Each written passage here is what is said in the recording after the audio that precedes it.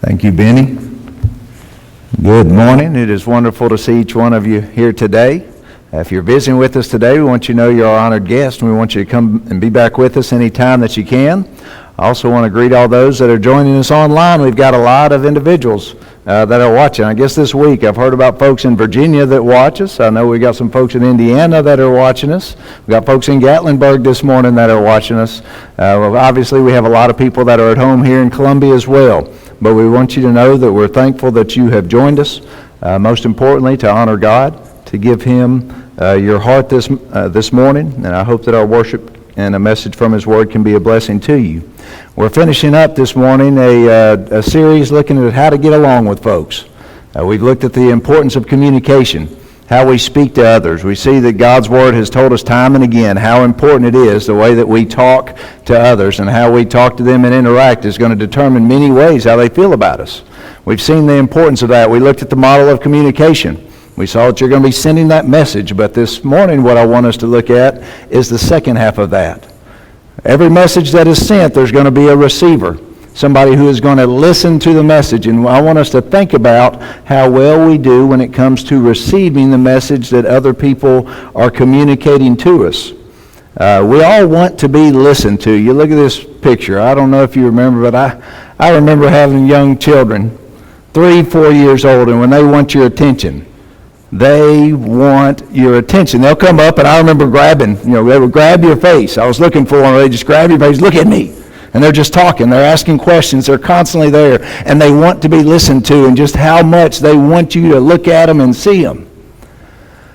We really don't grow out of that. We may not grab somebody's face, we may not wrap our arms around somebody's leg, but whenever we're interacting with somebody else, what do we want? We want them to hear us. We want them to, more than just hear us, we want them to listen to us. Well, this morning what I want to do is think about us. Think about our interaction with other people. Whenever they're talking, how well do we listen? How well do we listen? If I was looking at a question for us to ask ourselves this morning, I would ask this one. I would want you to ask this of yourself. If everyone listened to you just like you listen to everyone else, how well would you get along? If everybody wanted to know what you had to say just as much as you want to know what they have to say, what would that do with your interactions? What would that do when it comes to getting along with other people? Because when it comes to getting along, one of the things we've mentioned is whenever somebody doesn't feel like they're being heard, they're going to reply, and usually what they're going to do is they're going to get louder. Usually what happens if somebody's not being listened to, they're going to get louder, they're going to get angrier, and that's where so many of the disagreements take place. This morning we've got an opportunity to consider our lives and to look at God's Word and say, whenever I'm listening, I have an opportunity to give someone what they need, and that's the need to be heard. And while I do that, it can probably help me to be better in communicating with them as well. So I want us to ask ourselves, how good are we at listening? Because I believe listening is going to be the foundation for picking all the right words that we've sort of talked about up to this point. If I really listen and hear somebody, that's going to help me to think about what I'm going to say. Let's look at a passage that we've looked at just about every week, but I want it to be in our minds and our hearts. James chapter 1, verses 19 and 20. Key to communication in so many different ways. You know this. Everyone must be quick to hear, slow to speak, and slow to wrath, for man's anger does not bring about the righteousness of God. What does he say? We've got to be quick to hear. Colossians chapter 4, verses 5 and 6, he says, conduct yourselves with wisdom towards outsiders, making the most of every opportunity. Your speech must be always with grace, as though seasoned with salt, so that you will know how you should respond to each person. The wise thing that we're going to do in every interaction is to be a good listener, to listen to someone else. Now, can you hear without listening? Absolutely. Joe's shaking his head. Anybody who's ever taught children know that you could be up there talking and they come and take the quiz and you're like, did anybody hear a single word that I said? We could all hear something, but like we weren't listening at all. It's Charlie Brown time of year, isn't it? Charlie Brown gave it perfectly. What's the perspective of those kids in the class? There's a teacher in the room and they're talking, but all that's happening is wah, wah, wah, wah, wah, wah, wah, wah, wah, wah.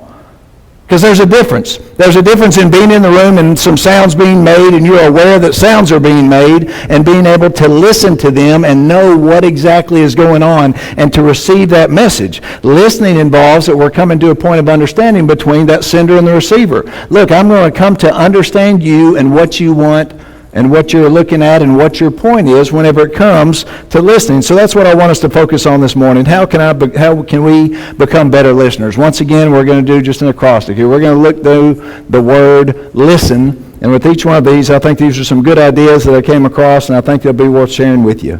The first letter in listen is L. If you want to be a good listener, I want to encourage you to look with love.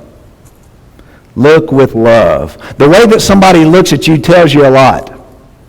There's a lot of nonverbal things even when it comes to listening. You can know if somebody's listening to you or not based on how they're looking at you. One of the things that I love watching, whenever I'm at a wedding now, what do I love to watch? I watch the groom when the doors open and I watch him look at his bride. A million things that are going on. I remember when those doors opened and Natalie was there in her wedding dress coming down. And what happened? She had my every attention. I was looking at her with love. And you think about when somebody else is talking to you, do you give them your attention? Do you look at them? Do you make eye contact? Do you lean in? Do you say, look, what I'm doing is I am listening to you, and when they look at you, do they feel like they're being heard, or are you distracted? Are you looking off? Are you somewhere else? Are you not really even going to pay attention to what's going on? In order to be a good listener, we need to look at people, and then we need to look at them with love. And I think this idea of love, I want us to challenge ourselves when we're talking to somebody. And we've been talking about when we disagree with somebody. Somebody doesn't believe like you do. Somebody doesn't feel the same way about an issue that you do. You're still called on to love them, aren't you? A disagreement, Jesus says, if they're your enemy, you're supposed to still love them. But what happens whenever we get to people that believe differently than we do in some ways, all of a sudden we start thinking this idea of love can go out the window. And while I'm looking at them and while I'm listening to them, see everything they say, I disagree with it. And you know what? I think it's foolish. I think it's stupid. I don't think what they're talking about has any value at all. And you know what they see? They see it on your face. And then it leads to more and more disagreements. But good listeners will want to look at others with love. 1 Corinthians chapter 13, verses 4 through 7. Love is patient. Love is kind. Is not jealous. It does not brag. It's not arrogant. It does not act unbecomingly. It does not seek its own. Is not provoked. Does not take into account a wrong that is suffered. It does not rejoice in unrighteousness, but rejoices with the truth. Bears all things, believes all things, hopes all things, endures all things. Apply that to the type of person you are when someone else is trying to communicate to you. Wouldn't all those principles bless that situation? Wouldn't that bring the temperature down? Wouldn't that allow you to maybe look through some of these things that you may disagree with and help you to be able to listen to them? If you're looking at them through this lens of love, that I'm going to love you anyways. So I want us to challenge ourselves whenever we're listening to somebody that we may disagree with, or we're in the middle of a big argument, or we have something that we really have a problem with somebody. I want to challenge you to look at them with love. How do you look at them whenever you're talking to somebody that you're having a problem with? See, I know what was in Jesus' heart.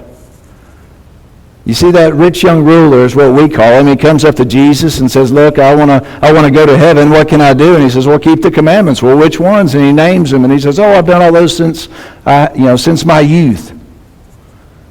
And Mark chapter 10, verse 21 says that Jesus looked at him and loved him. Jesus looked at this young man, and whenever he looked at him, he loved him. And I just wonder what that look was like as he saw Jesus. But then Jesus came up and he challenged him. What did he say? He says, well, go sell all of your possessions and give that to the poor and come and follow me. And then they came to a point of disagreement, didn't they? Did Jesus know that this man was going to walk away anyways? Did he know that he wasn't going to have the same priorities, that he wasn't going to agree on the same situation? I would say yes, Jesus knew that. Did that keep Jesus from looking at him with love? No. He still loved him. He still saw the value in him. He wanted him to come to a point of agreement with him, but he wasn't going to. But Jesus still had the ability to love him as well.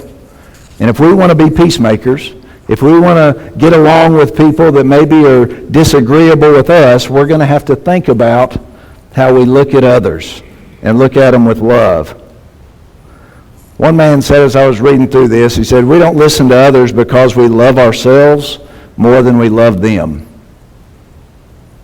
We don't listen to other people because we love ourselves more than we love them. I want to hear what I have to say. I want to hear my thoughts and my opinions. Your thoughts and your opinions, I don't really care about that very much. Why? Because I love myself. I know why I think the way that I think. And I don't love you enough to really even let you finish the sentence. I don't love you enough to even try to explain why you feel the way that you feel. And I'm just going to sit there and do the talking. Well, a good listener wants to understand, wants to show that we care. That's why we want to listen with love. The second thing I want to encourage you to do is invest the time that it takes to listen. Invest the time that it takes to listen. Proverbs chapter 20, verse 12 says, the hearing ear and the seeing eye, the Lord has made both of them. It's been said many times whenever it comes to communicating with other people, it says, look, God has given us 2 eyes and 2 ears and only 1 mouth. So look twice as much. Read those nonverbal cues when somebody's communicating. Watch what's going on in their lives. Make sure that you're hearing and have a desire to listen twice as much as you have a desire to speak. That's what James was telling us to do. Be quick to hear. Be quick to listen. Want to see what other people have to say. But in order to do that, you're going to have to invest some time. It's difficult to do. It's difficult to have the desire to listen to somebody else, especially when we disagree with them. It's difficult sometimes in just our day-to-day relations within our home, within our family, because we don't want to invest the time it takes to make a relationship. We're watching a screen. We've got our hobby. I've got a lot of work to do. I've got a million other things that need to happen, and all of a sudden I don't spend the time with my children that I need to, or I don't spend my time with my spouse or my friends or my parents. We don't invest the time that it takes to have a strong, healthy relationship. But in order to be good listeners, we're going to have to invest the time that it takes to listen. Some people call this simply the ministry of presence. The ministry of presence, to be there with somebody. In Job chapter 2, verses 11 through 13, Job has suffered unbelievable loss. He's lost all of his money. He's lost his 10 children. He's lost his health. He's had all of these problems come upon him. And then with the rest of the book is going to be talking about his friends that come to talk to him. In verses 11, it says, his 3 friends, when they heard of all this adversity had come upon him, they each came from his own place, and they made an appointment together to come and sympathize with him and comfort him. So they hear what's happened with Job, and they decide, I'm going to go and I'm going to be there. But whenever they come up and they see Job, I want you to hear what they do. Verse 12 says, when they lifted up their eyes at a distance, they didn't recognize him. His health was so affected, and they raised their voices and they wept. And each of them tore his robe, and they threw dust over their heads towards the sky. Then they sat down on the ground with him for 7 days and 7 nights, with no one speaking a word to him, for they saw that his pain was very great. They came, and they didn't say a word. It's been suggested that whenever you're dealing with somebody, the greater the amount of pain, the less you need to say to them. A lot of times we think about this and we say, well, I don't know what to say and I don't know what to do. And because of that, we get nervous, and sometimes we fail to do anything because we're afraid we might say something wrong or mess up. But the ministry of presence says, I'm going to come and just be there with you. Years ago, and I've shared this story before, I was coming on to CA's campus. There was a baseball tournament that weekend, and Barra Brown's mom, Susan Brown, came up to me, and she said David Craig's only son, Jim, had just passed away. David Craig was a youth minister at Graymere whenever my brother Daniel passed away. We were friends. He had been our school counselor. He'd been years at Murray Christian Camp. I heard that, and I was in my younger 20s. And I didn't know what to do, except I just wanted to be there. So I got in my truck, and I left, and I drove to his house. And I had no idea what to say. How could I even talk to somebody who's now lost a child, and it was his only child? Walked in and just knocked on the door and went in, having no idea what am I going to say. I had nothing to say. I walked in. I gave him a hug. We sat there, and my memory of that entire interaction is I don't know that I did anything at all. Doc Craig and I have talked a lot, and he's brought up on his end of it many times. He said, "Yep, I'll just never forget that you were there. You came and you were there." I think he said that I went out in the yard, and he had a bunch of sticks out in the yard that had been piled up, and I loaded them up in my truck. I don't remember it either. But to somebody just to come and to say, "Look, I want to be there, and I'm going to sit there and listen." The ministry of your presence. We can do that for people. A lot of times we think when it comes to communication, I've got to tell them something, I've got to give them some level of encouragement, I've got to pick them up, and then we start getting intimidated and say, "I don't know if I'll say the right thing, or what if I say the wrong thing?" I would encourage you to go and simply be there for people, because they'll remember it. The ministry of your presence at a time when we're all separated, just that phone call, just to check in and talk to somebody, to go and to make that visit, to make sure that you're there for them, that you want to listen to them, that they're important to you. When you go and you're there and you're present with them, it makes a big difference. This I have invest the time that it takes to listen. I enjoy investing. I enjoy finding something that I think, look, this is something that could increase in value. This is something that if you put resources in this, it could grow and it could become better. And I like the idea of investing. But when you start thinking about what's the most valuable thing in the world, what's the most valuable thing there is? Well, we know that it's our soul, right? If a man should gain the whole world but he loses his soul, what has he prospered? He's prospered nothing. But I would say the second thing to that is time. How valuable is your time? There are people in many situations say, "I would give every dime that I had for a little more time. I would exchange all the other things I've been chasing if I could just get some more time." Could I encourage you this morning to realize one of the most valuable things that you have is time? Will you invest that in the most valuable thing, which is somebody else's soul? You have time 24 hours a day. Flies by. Sometimes it flies by. Sometimes it seems like it's creeping by, but we all have the same amount of time. And the question is, are we willing to invest it in something that will help it to produce something of greater value? When you invest time with your family, it is well invested. When you invest your time with somebody that you're trying to reach with the gospel, that is a great investment. Whenever you invest your time in allowing other people to know that they are important to them, when you invest your time looking at others with love and say, "Look, I want to hear what you have to say," you're investing it very, very well. So we have to ask ourselves, how much of our time are we investing in souls? Whether it's the lost that we're trying to reach, or whether it's Christians that are just struggling right now and need a little more encouragement. Whatever time you spent that you invest in listening to other people is well spent. There's also a healing power of listening. Sometimes just sharing problems help make it better. And there's other people that are facing all kinds of difficulty, and you're thinking, well, what do I need to tell them? Sometimes just the fact that they can know that you know they're having a tough day makes a lot of difference. Husbands and wives sometimes have a difficult time understanding this difference. I don't need an answer. I don't need a solution. What do I need? I need you to know how I feel. And there's a lot of power in that. Sometimes just sharing those feelings help. Sometimes it takes time, so I would encourage you, let other people share how they feel. Parents, don't be in such a hurry. Stop and listen. Children, don't be in such a hurry. Talk and call your parents if you still have them.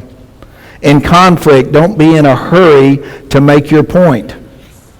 Still, sit there and take time to listen to other people. And most likely, if you'll do that, then they will listen to you as well. So I would encourage you that time spent listening is time that is wisely invested. S, I would encourage you to seek to understand. We read once again Philippians chapter 2 where it says, look not only on your own interest, but also on the interest of others. A good communicator wants to understand as much as they want to be understood. So I want to encourage you to seek to understand other people. If you want to be a great listener, hold back on giving solutions and just let people talk to you. A good listener lets other people share their feelings instead of him sharing his or her solutions. Now, a lot of times we want to fix things and somebody comes and they want to talk to us, or maybe if we're talking about spiritual things, we want to get to all the different answers that we want to give them. Maybe you're wanting to share a verse and you're wanting to do all these other things. You're wanting to talk, but a good communicator is going to say, I'm going to make sure that I listen to everything that you're saying so I can fully understand that before I even give a solution. Sometimes what happens as you listen is that person may keep on talking and they may come around to the solution without you ever saying anything. But if you will seek to understand instead of trying to give a solution, what happens is you're in the middle of listening, and as soon as they say something like, oh, I can fix that problem, you quit listening at that point. They may still be talking, but all you're hearing is the wah, wah, wah, wah, wah, because you're not listening anymore. I've got a solution. I've got something I need to tell you. Stop. Hold your solution and just seek to understand. Let that person continue to talk. They may come to the solution on their own. They may just need to be sharing what's going on. But whenever I want to fix it, what am I doing? I'm immediately jumping in. I'm being quick to talk instead of being slow to speak. So hold back those solutions.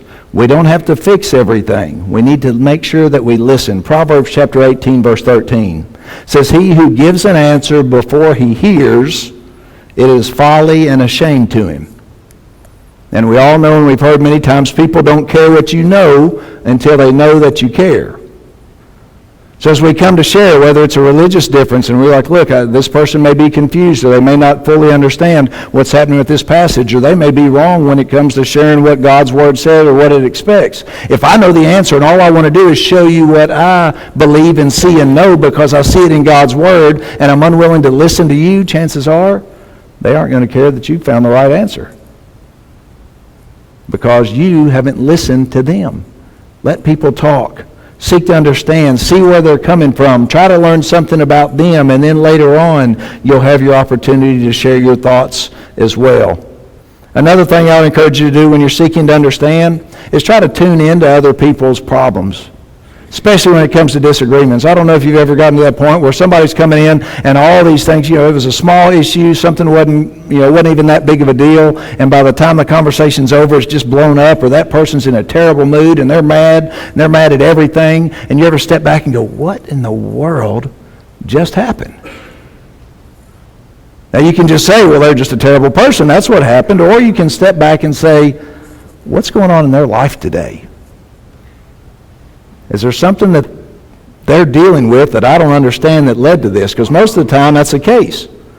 Turn into the fear that they have in life. Maybe they're scared of something. Maybe they're hurt. Maybe they're frustrated. They've got a ton of other issues, and sometimes what happens in our disagreements is this issue we're disagreeing on has nothing to do with it. There's other issues that have brought this about. People are usually angry whenever they're frustrated, or whenever they're afraid of something, or whenever they're hurt. And the problem is, we're not very sympathetic towards people that are angry with us. But we are sympathetic if somebody's frustrated, or if somebody's scared, or if somebody's hurt. So I can be sympathetic towards that. So whenever it comes, I'm seeking to understand, not only understand the words that they're saying, but try to understand the person. Why do they feel this way? Why are they talking that way? Sometimes we would ask ourselves, you know what, if I was raised in their situation, if I'd had their exact same life experiences, chances are I might be saying exactly what they're saying. So seek to understand individuals. I think that's part of looking with love, is you're trying to look past words. Sometimes in communication, the words are not what's really important. How they feel, what they're dealing with, the struggles that they're facing, that's going to be more important, but you will never get there unless you seek to understand and look for that pain. Some people are striking out because of pain in their life. I see a lot of different things now where if you don't have God and you didn't have the support, we talked many times about if we didn't have a church family, if I didn't really understand the eternal aspect of my life, what would I be thinking about? What would I be saying? Where would I be putting my importance? A lot of people in this world that have totally different objectives than us, it's because they don't know God.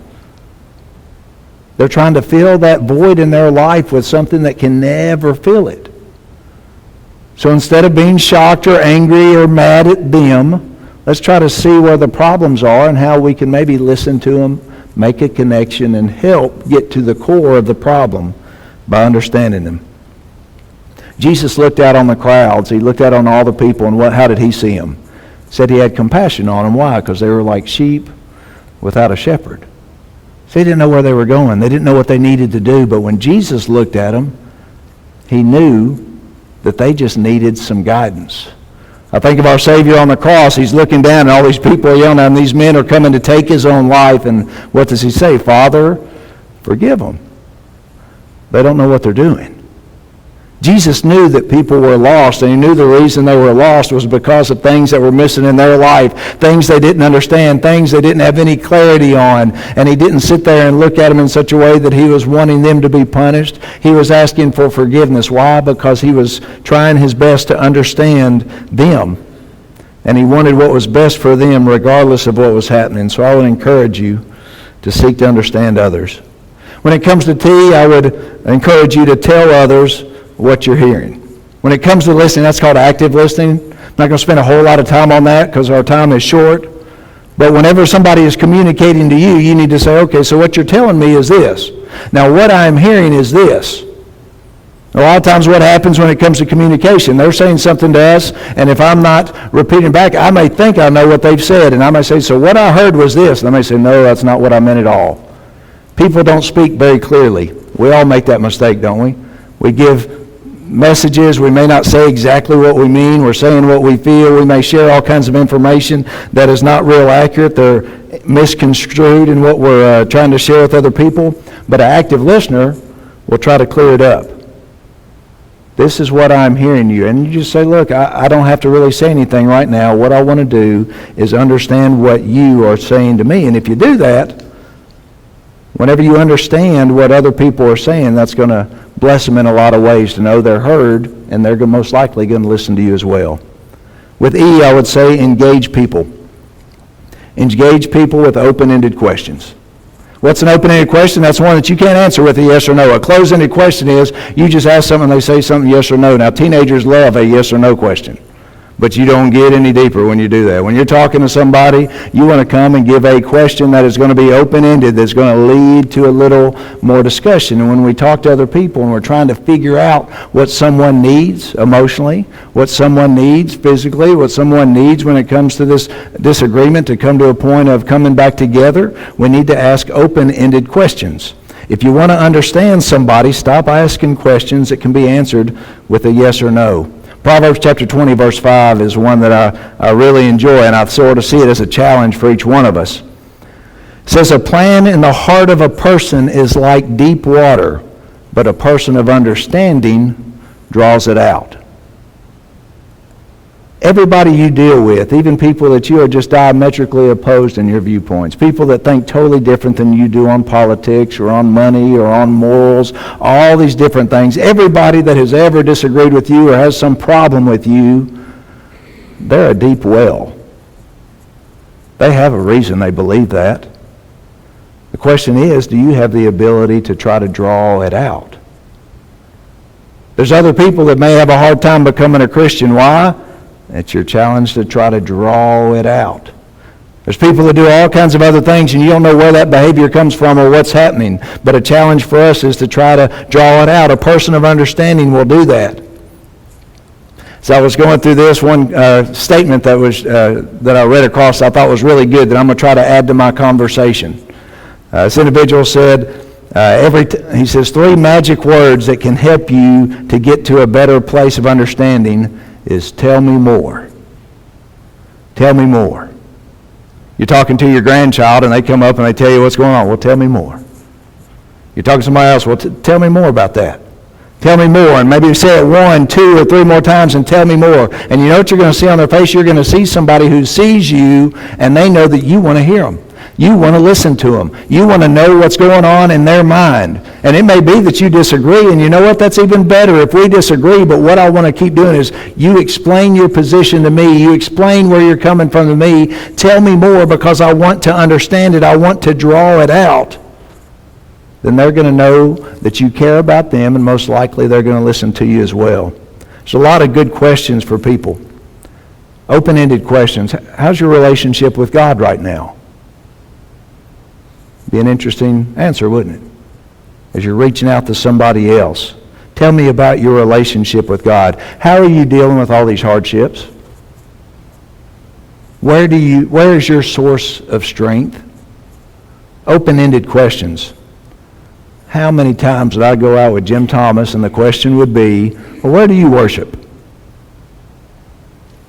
We may be in any situation, in any place, talking to anybody out on a farm or in a shop or wherever else. Well, where do you worship? And it's sort of an open-ended question. So, I go here. Well, I haven't been in a while, or whatever the answer is, what did it do? It always led to a further understanding of that individual and an opportunity. And then they say, well, I'm just sort of in between churches right now. Well, you know what? I've got a place for you. I've got a place where you ought to come.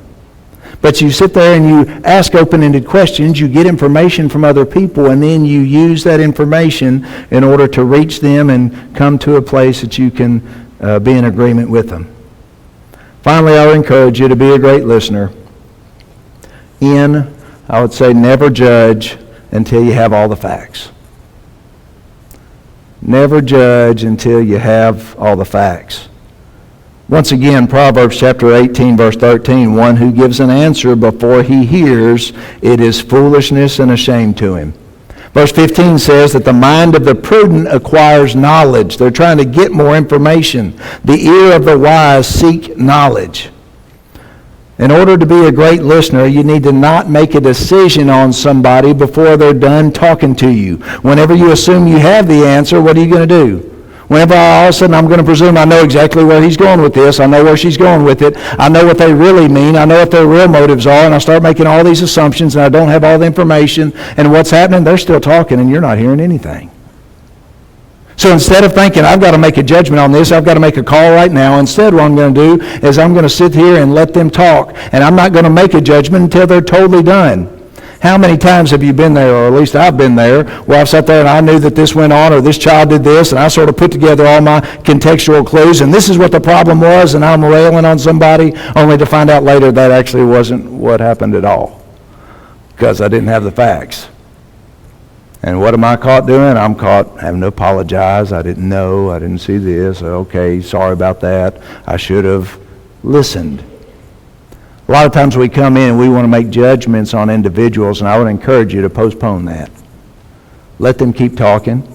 They may say something and it wasn't clear. Let them clarify it. Do that active listening. Keep listening to them anyways. Let them know what they're saying is important. Let them get their defenses down and say everything that they want to say. And then once you get all the facts, you'll be at a position to make a righteous judgment based on what is going on.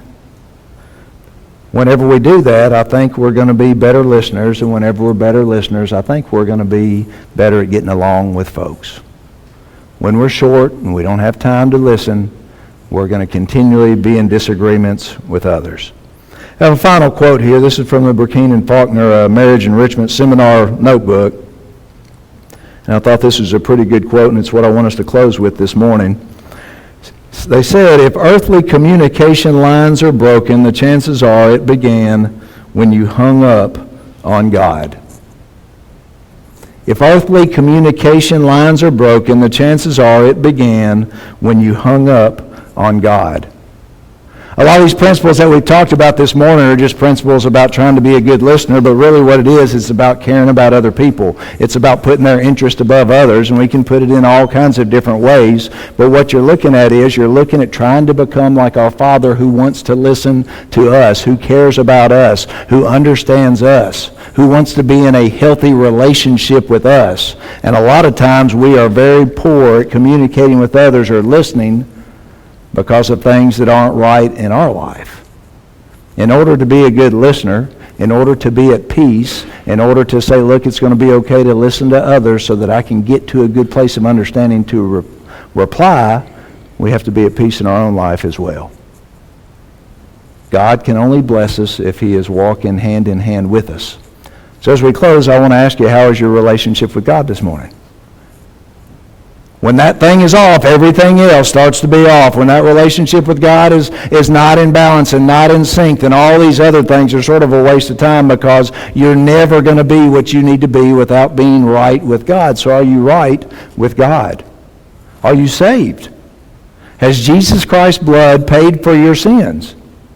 Have you received the peace and the grace that comes when that happens? Now, if you have, then that ought to pour over into everything else we're doing. But if you're not yet a Christian, today's the day.